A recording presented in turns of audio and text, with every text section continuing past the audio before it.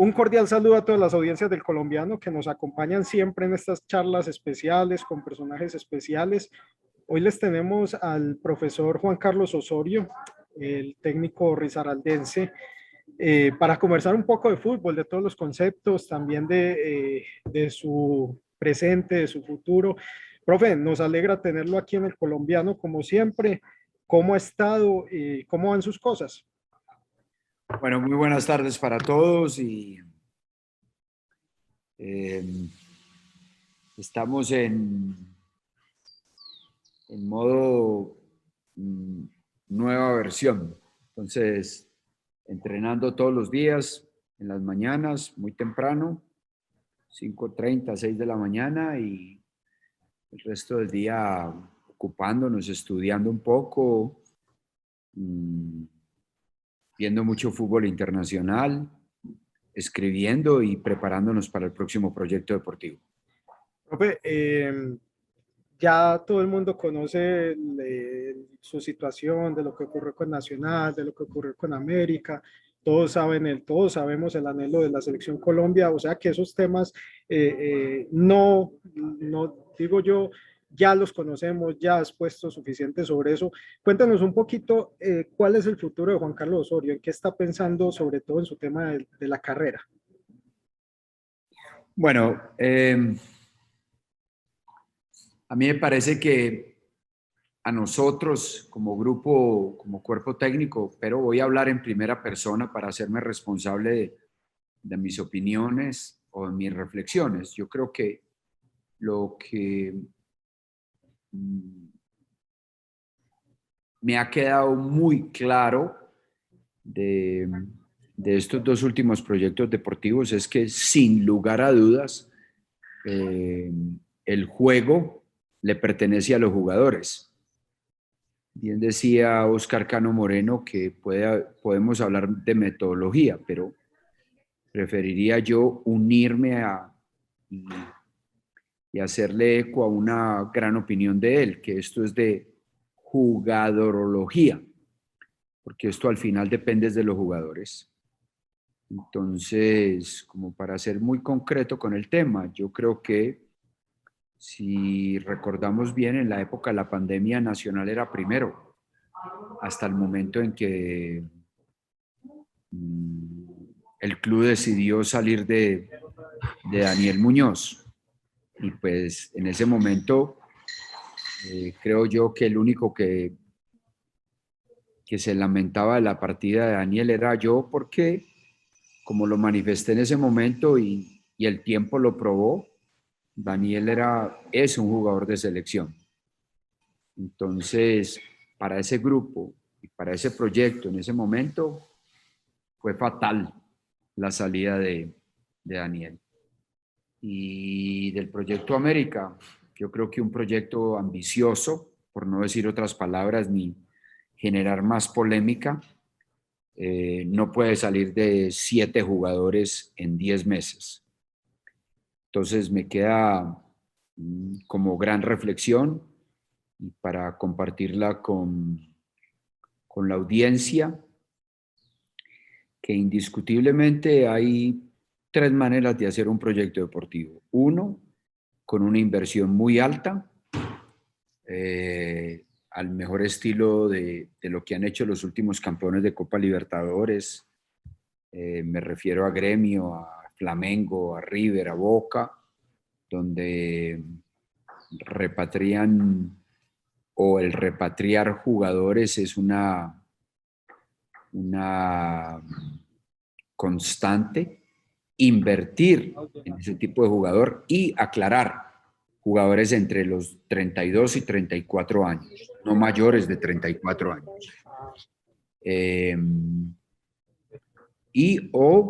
La segunda manera de hacer un proyecto deportivo es consolidando jugadores y con una plantilla que inicie de cero y sobre el tiempo se le dé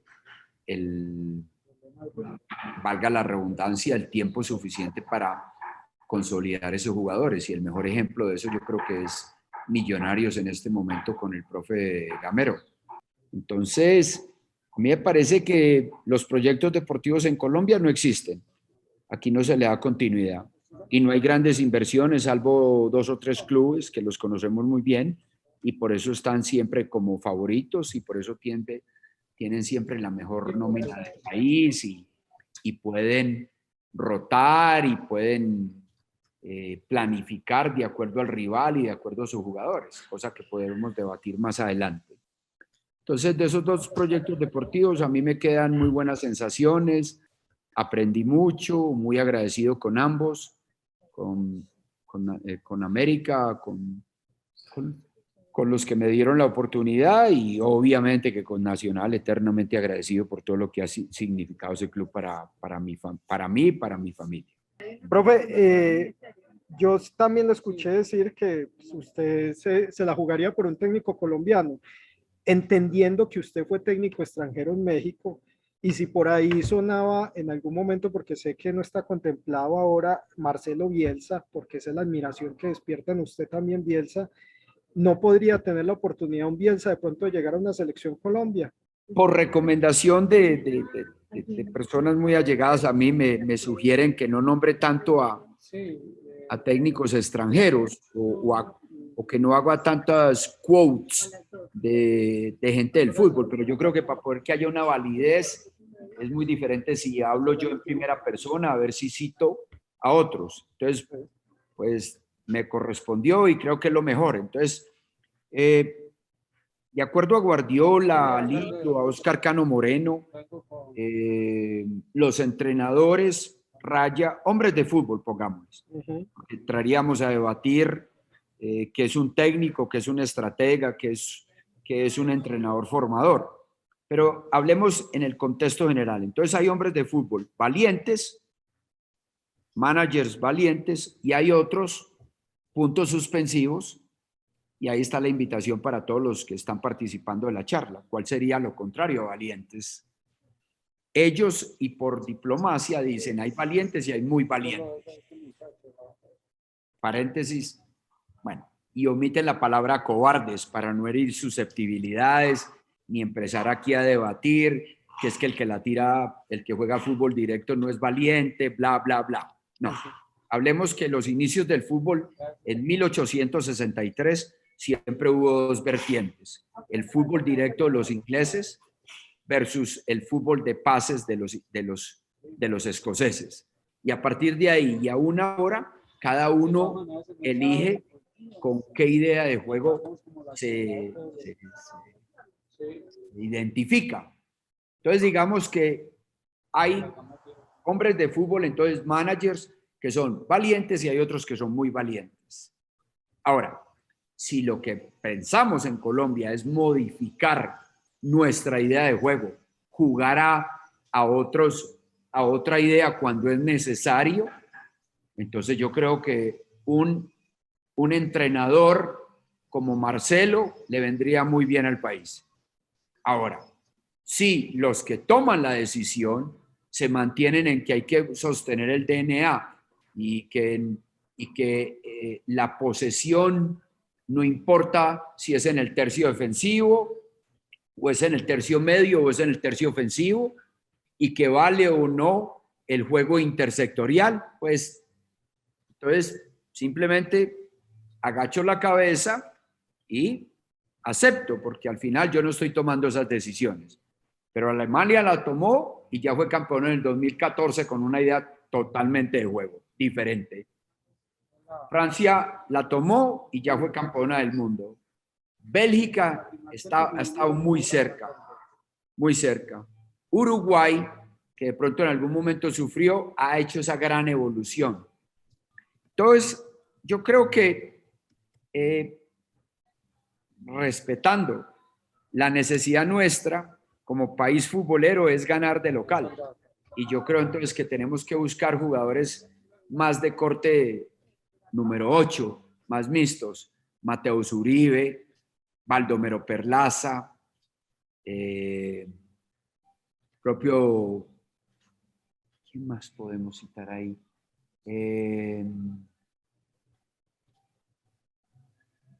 Pocos jugadores hay. Hay muy poquitos que cumplan Colombianos las funciones de ida y vuelta. Eso, que cumplan con esa función de box to box. Y esa es mi sugerencia, nada más. No es que yo sea el enemigo número uno de lo que jugamos, no. A lo que jugamos, a defendernos con 4-2, eso está bien, pero yo preferiría jugadores de banda extremos que se repleguen y que formen un 4-4-1-1 con un mediapunta resolutivo. Eso es diferente, pero que juguemos con volantes reconocidos históricamente como volantes, como dicen acá, número 10 o pues jugadores que organizan el juego. No, en el mundo contemporáneo, el jugador que organiza el juego es el mediocentro o los dos mediocentros.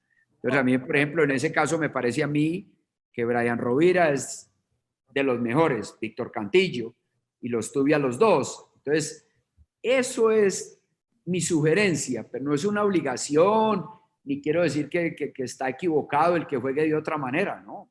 Simplemente que creo que con nuestro fútbol y con las condiciones que tenemos, porque por ejemplo, hoy estamos enamorados de Luis Díaz, sí, y yo también, pero si separamos los problemas extrafutbolísticos que ha tenido Sebastián Villa. Sebastián Villa en el Boca Juniors. Sebastián tiene todo el potencial para llegar muy arriba. Y hay un jugador en segunda división en España que tiene un potencial enorme. No lo puedo decir porque lo estoy considerando para mi próximo proyecto deportivo.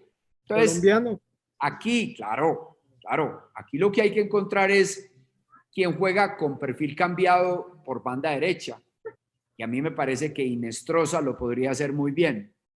Y otros dos que también tengo por ahí que prefiero no mencionarlos. Entonces, aquí tenemos la riqueza de que el privilegio que por ser un país tercermundista, porque todavía tenemos fútbol callejero, porque en este momento, mientras que nosotros sostenemos este gran diálogo, hay niños jugando en la Guajira, allá con los guayú, de Quilichao.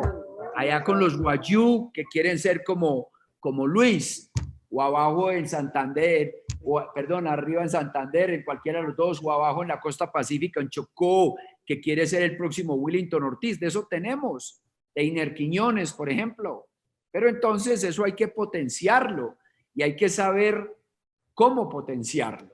Entonces, por ejemplo, si queremos jugadores de banda, con perfil cambiado, que tengan la posibilidad de arrancar hacia adentro, pues eso tiene que ser complementado con otras cosas, con la conducción de un central en diagonal para pasar en recto o en recto para pasar en diagonal, la interiorización del lateral, el ataque directo del interior al intervalo entre central lateral y poder descender al extremo y que juegue casi que libre contra el volante central de ellos o contra el segundo defensor central. Entonces, en mi humilde opinión, todo eso es entrenable, pero lo primero que tenemos que tener en cuenta es a qué queremos jugar. ¿Queremos seguir siendo el equipo que se repliega y jugamos a una pelota, ya sea una transición o una pelota detenida? ¿O daremos ese próximo paso de calidad y diremos en cuando sea oportuno y en condición de local le vamos a disputar la posesión a cualquier rival, al que sea, a Brasil, Argentina, al que sea, y nos vamos a arriesgar a ser protagonistas?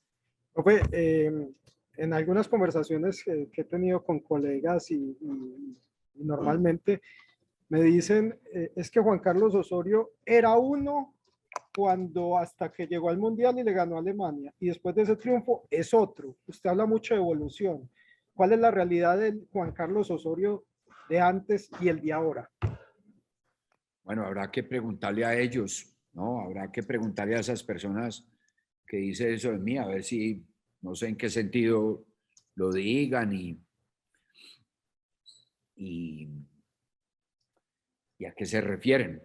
Por ejemplo, el tema concreto de ese día que me pasé de revoluciones y pisé a Juan David, pues resulta que hoy en día, al hoy, hay un debate inmenso del juego de ayer entre Crystal Palace y el Everton. Ujú. Y la agresión de Patrick Vieira, que jugó lo que yo solamente me ilusionaría en jugar, de lo que yo soñaría en jugar, y jugó eso y el doble. Sin embargo, ayer sucumbió ante, no sé, de la presión, ante la frustración, no sé. Es normal, Entonces, es un juego que manejan pasiones y el fútbol siempre correcto, va a ser de pasiones.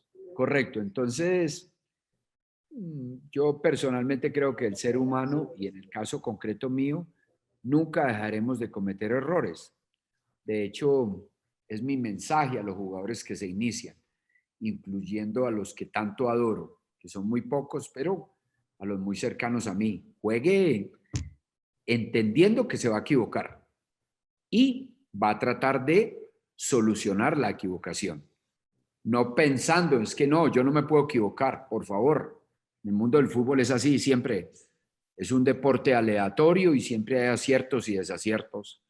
Y aquí, con eso nuevamente, del ganar a lo que cueste, entonces, por ejemplo, cuando un defensor central arriesga entre comillas, salir jugando y erra en el pase, entonces el comentario es que es muy, Arriesgado. muy arriesgado. Y si nos referimos a Juanma, y me lo permiten, el que más arriesga es el que menos arriesga. Porque si yo la tiro y la divido, Ujú. ahí estoy arriesgando a perderla. Y como él mismo lo dice, el grave problema de eso es que va sola y regresa muy acompañada. Entonces, esto es de interpretaciones, ¿no? Sí, Ahora, ayer, por ejemplo, escuchaba una frase, profe, porque muchos de ustedes, así como a Bielsa también, y dicen, no, es que Juan Carlos Osorio está loco, es que complica mucho el fútbol. Y por ahí escuché una frase ayer que decía que los locos abren caminos que después los cuerdos recorren. buenísima, Sí, y me quedó buenísima, sonando. se la voy a robar. Buenísima, buenísima. Excelente. Y No, yo lo que creo es que, a ver, todos los seres humanos somos, decía la doctora Marianne Stapé, tenemos un sistema de interpretación, ante todo, y, y el fútbol no es la excepción. Y ese sistema de interpretaciones es lo que aprendimos en el hogar, a medida que fuimos creciendo, el deporte en el que competimos, y cómo fuimos evolucionando para convertirnos adultos y adultos mayores. Entonces, si ahora nos toca presenciar un accidente, ojalá que no, pero tenemos un muchacho de 20 años, un hombre de 40 y un viejo de 60 como yo, los tres lo vamos a interpretar diferentes. Y es por ese sistema de creencias. Y entonces solamente vale con que el muchacho de 20 años o el de 40 o incluso el de 60 diga, no, es que parece ser que el conductor venía embriagado. Entonces el próximo ya le suma eso y dice, no, es que venía borracho. Y el siguiente le suma eso y dice, no, venía borracho y endrogado. Entonces, pues Entonces, el teléfono roto que diríamos en forma sencilla, cuando claro, crecíamos. y ahí es donde empiezan todas las interpretaciones. Entonces, yo en la pregunta precisa que usted me hace, yo no creo que yo haya cambiado para nada. Yo creo que, bueno, sí. Uno va cambiando, va modificando ideas, comportamientos y todo. Es normal del cerebro humano, pero en lo esencial yo sigo siendo lo mismo. Creo en el fútbol ofensivo, en el fútbol protagonista, en el fútbol de tratar de disputarle la posesión a cualquier rival, al rival que sea. Ahora, reitero, y como le dije anteriormente, es que el juego es de los jugadores, y en los dos últimos proyectos deportivos en los que yo he estado, yo creo que han debilitado mucho el recurso humano. Profe, es cierto que para su próximo proyecto deportivo va a tener en cuenta a Alexis Enríquez, que va a ser parte de su cuerpo técnico. A mí me parece que Colombia tiene que adoptar esa práctica que se utiliza mucho en diferentes naciones futboleras. En Europa, en Inglaterra, por ejemplo, es así. En Alemania también tengo entendido que es así. En España, como para darle un ejemplo a las personas participantes en este compartimiento. Por ejemplo, en la Real Sociedad, hoy en día el técnico del equipo más abajo del profesional, llámese sub-23 o sub-20, es Xavi Alonso. Entonces ya lo están formando para que llegue allá. Y si todos recuerdan, Xavi Alonso, su mejor época fue en el Manchester City y en el Real Madrid. Pero es un jugador que se inició en la Real Sociedad.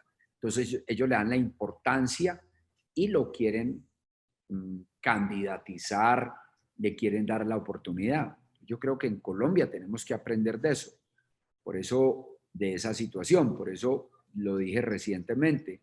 A mí me parece que, por ejemplo, los jugadores colombianos, los exjugadores colombianos que quieran hacer parte de cuerpos técnicos, deben de hacerlo donde jugaron su mayor cantidad de años profesionales. Ahora, si es que lo quieren hacer así, si por el contrario se sienten cómodos con su carrera en los medios, pues lo dejamos así.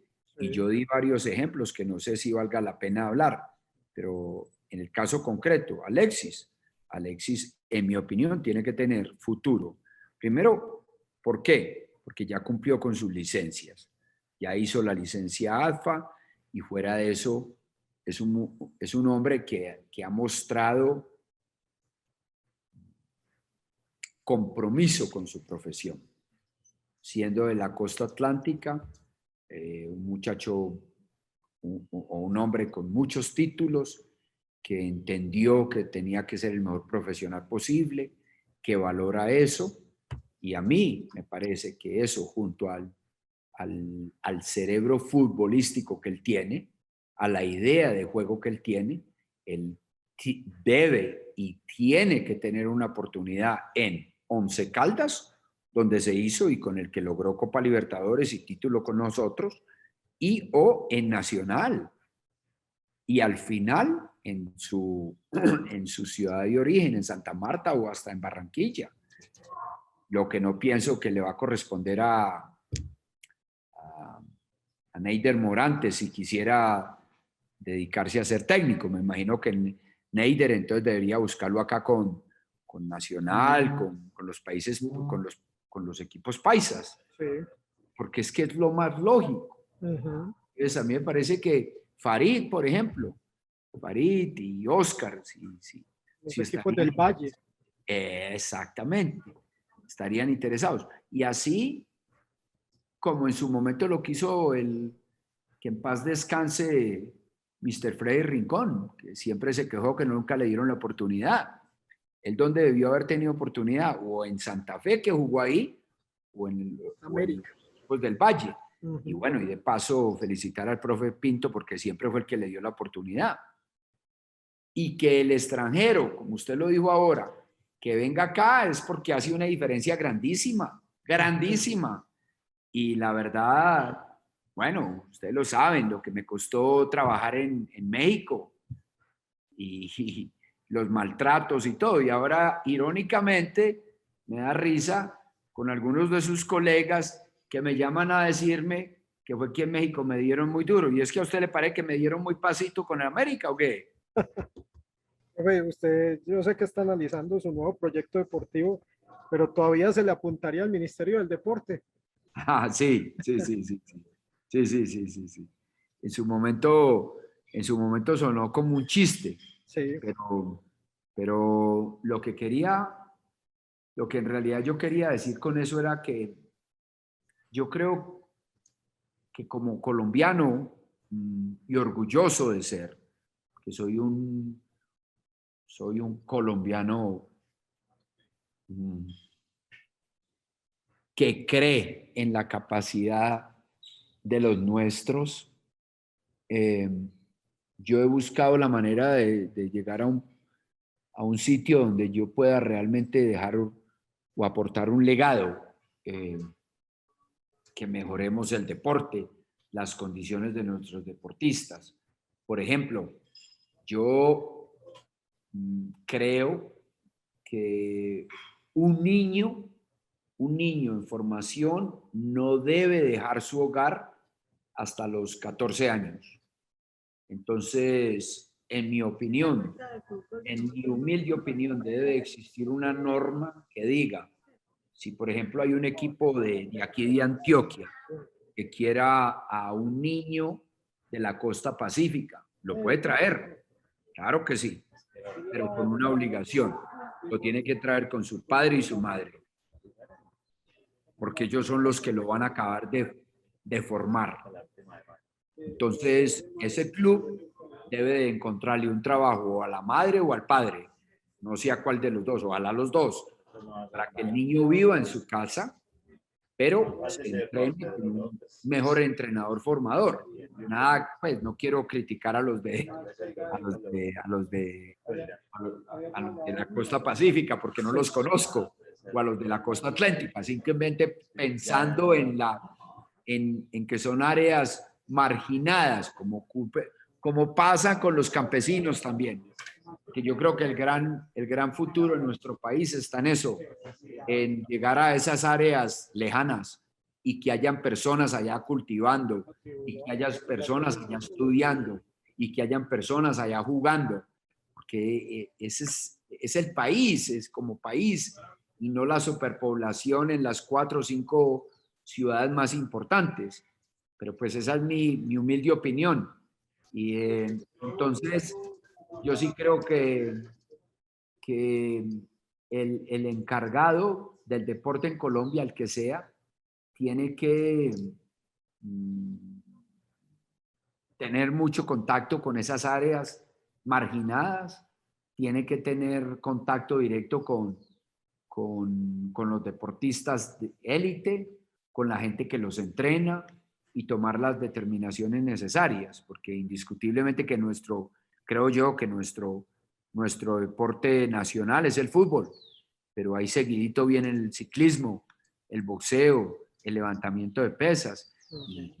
Y aquí en Colombia tenemos unos atletas de mucho nivel, pero no prosperan, no sobresalen, no figuran por, por, a- como por, producto, ¿no? Y como por cosas que no tienen que ver con el deporte. eso, como consecuencia de una gran planeación. No, sobresalen, surgen, son protagonistas a pesar de todas las limitaciones que tenemos en ese proceso de formación. Por último, y agradeciéndole pues este tiempo que ha tenido con nosotros, ¿cómo analiza estos cuadrangulares? Este cuadrangular del fútbol colombiano, es un cuadrangular muy duro donde están tres grandes: Millonarios, Nacional Junior, Bucaramanga, que no es grande, pero tiene a Dairo, que es un goleador, y está en el otro cuadrangular equipos que son, digámoslo así, tácticamente muy bien trabajados: Tolima, Equidad, Envigado con su talento y su juventud. Cuéntenos un poquito cómo es ese tema, cómo lo ve usted. Bueno, primero que todo decirle que usted es fregadito, ¿no? Porque dijimos que no íbamos a hablar de nadie de ellos. Pero bueno, yo me arriesgo. Una pregunta. El, los cuadrangulares eh, son 6 partidos por equipo, ¿cierto? Sí, Correcto. ¿el tercero y cuarto es el de ida y vuelta con el mismo equipo o no? No, los dos que queden primero. Ah, espérese, el tercero y cuarto en el calendario, sí. Sí, sí. Sí, sí, sí. Si por ejemplo estos son Sí, los cuatro equipos, sí, sí, entonces sí, este sí. juega contra este juega Sí, contra este juega se contra aquello, devuelve después, sí. y se devuelve después. Sí. Entonces yo le diría que esta es de mi autoría. Yo le diría que el juego número 3 y el cuarto son los más importantes. Y ahí se define mucho. Porque uno, para el primer partido, los tiene a todos. Si uno cree que el tercer partido es el que define todo, pues hará algunas modificaciones, hará algunas rotaciones, habrá algunos Juan cambios para el segundo partido y yo trataría de jugar el tercero y el cuarto con el mejor equipo posible. Y al quinto volver con el equipo más o menos que jugó en el segundo partido y al sexto meterle con todo. Y yo creo, estamos hablando de partidos, de 3 partidos por semana, ¿cierto? Sí, de sábado, martes, domingo, miércoles. Correcto, entonces yo me reitero en eso. Yo lo planificaría de esa manera. Bueno, profe, no siendo más, agradeciéndole esta charla, espero que su futuro pues profesional se defina, la parte familiar como siempre, pues que todo ande muy bien y muchas gracias por acompañarnos aquí en el Colombiano. Bueno, éxitos a todos. Ojalá que mm, los equipos de la región, mm, el verde, el rojo y el naranja, les den muchas alegrías. Ojalá que las finales sean muy ofensivas por bien del fútbol colombiano y bueno, que nuestro fútbol siga creciendo y, y bueno, a futuro hablaremos. Eh, Desearles lo mejor, muchos éxitos a todos y la vida nos cruzará nuevamente.